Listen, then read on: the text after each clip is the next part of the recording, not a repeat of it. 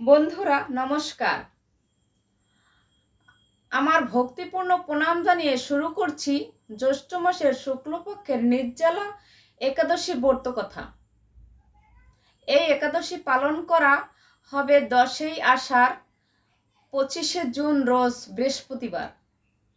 এই ব্রত ভীম করেছিল প্রথম, তাই এই ব্রতের নাম হয়েছে পাণ্ডবা একাদশী।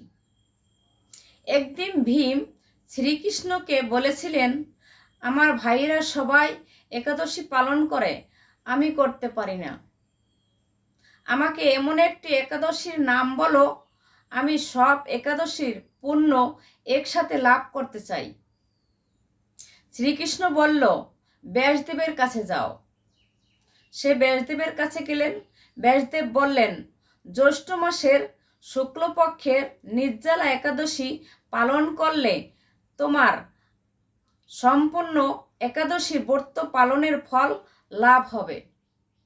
তাই সবাই ভক্তিভরে এই নির্জলা একাদশী পালন করুন।